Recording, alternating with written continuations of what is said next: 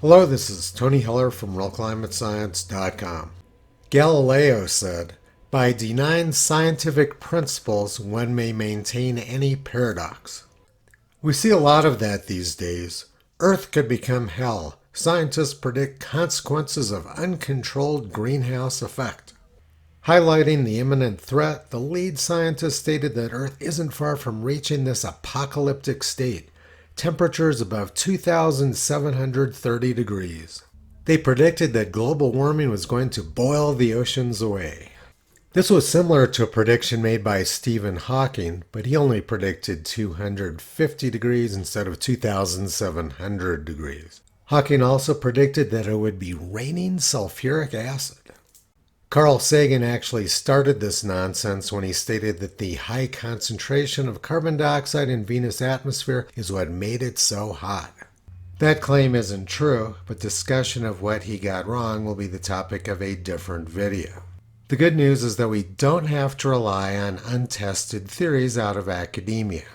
We have hundreds of millions of years of Earth's history to test these theories out. 540 million years ago, carbon dioxide levels in the atmosphere were 15 times higher than now, and temperatures were almost 15 degrees Celsius warmer. But the oceans didn't boil away and life didn't die on Earth. In fact, the exact opposite occurred. The greatest expansion of life in Earth's history occurred in the oceans when carbon dioxide levels and temperatures were at their peak.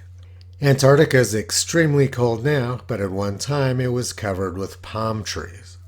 50 million years ago, Antarctica was very warm and carbon dioxide levels in the atmosphere were much higher. So let's take a look at the fundamental science which these well-known astronomers don't seem to understand. When bodies of water warm, more evaporation occurs. Then an equal increase in precipitation will also occur.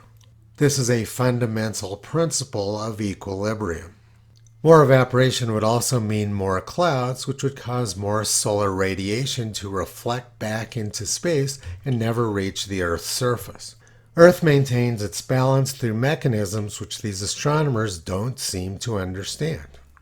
Bill Gray was described as the best tropical meteorologist in the world by the Chief of Tropical Analysis and Forecasting at the National Hurricane Center. He wrote this paper in 2011, Gross Errors in the Intergovernmental Panel on Climate Change Report.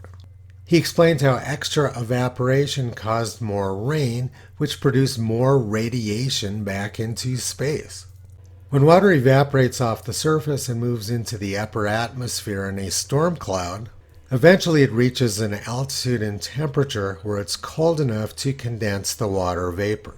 Condensation of water vapor releases heat into the upper atmosphere, which then radiates out into space. Meanwhile, the condensed cold water falls back to Earth and cools the Earth's surface. In June 1981, I was working as a wilderness ranger in the Sandia Mountains east of Albuquerque. We saw a couple of hang glider pilots preparing to take off right before a thunderstorm arrived.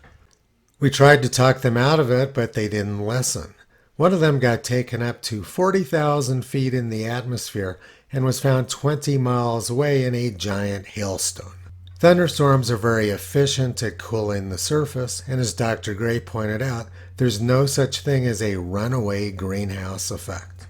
The greatest tropical meteorologist in the world said that global warming was one of the greatest hoaxes ever perpetrated on the American people. Dr. Gray was a good friend of mine, and I was fortunate to have lunch with him a few weeks before he passed away in 2016. Dr. Gray received funding from the National Oceanic and Atmospheric Administration every year for decades, but when Al Gore became vice president in 1993, Bill's funding got cut off. This occurred after the vice president invited Dr. Gray to a global warming meeting he was holding in Washington, D.C. Bill said he would be happy to attend, but he's not a big fan of Gore's global warming theories. After telling that to the vice president, he got blackballed and never got another penny out of the U.S. government. On the other hand, academics who push global warming become very wealthy. NASA's James Hansen, who started the global warming scare before Congress in 1988, is now worth $17 million. Michael Mann erased the medieval warm period and Little Ice Age and is now worth $5 million. The 1990 report of the Intergovernmental Panel on Climate Change showed a strong medieval warm period and Little Ice Age, and recent temperatures much cooler than the medieval warm period. In 1992, the New York Times wrote that the medieval warm period and Little Ice Age were global climatic phenomena, not regional temperature variations. But then when Al Gore became vice president in 1993, everything changed. Dr. David Deming of the University of Oklahoma testified to the U.S. Senate that around 1995 he was contacted by a major researcher in climate who said, "We have to get rid of the medieval warm period." And that's exactly what Michael Mann did with his hockey stick. He got rid of the medieval warm period and he got rid of the Little Ice Age.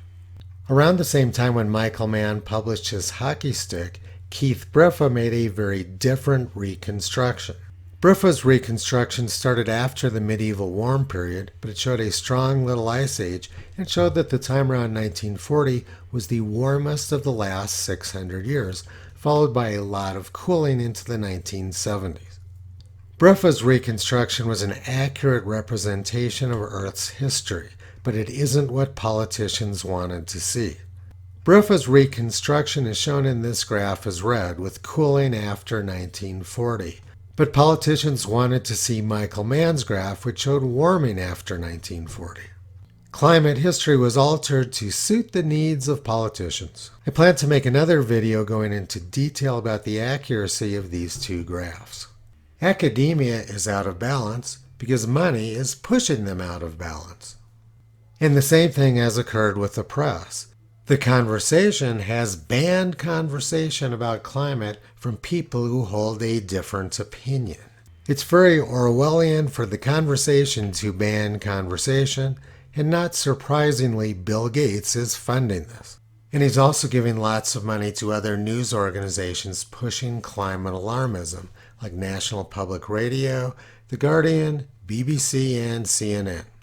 Let's take a look at David Deming's testimony before the U.S. Senate. He said, "I was contacted by a reporter for National Public Radio. He offered to interview me, but only if I would state that the warming was due to human activity." These journalists are pushing an agenda, and they're being paid well to do it. The people pushing the global warming catastrophe aren't actually interested in listening to real scientists. The press calls the current Nobel laureate in physics a climate science-denying physicist.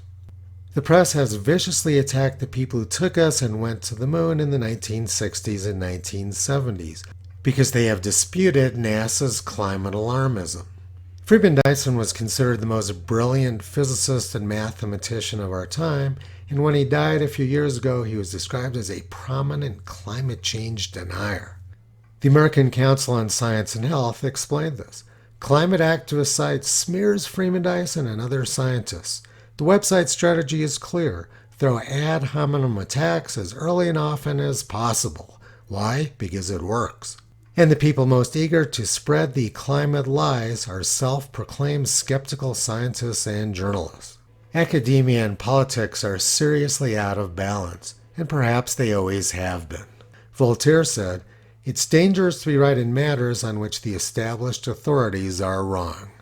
Toto has been pulling back the curtain on the climate scam for more than 15 years. You can visit him and his family on the web at realclimatescience.com.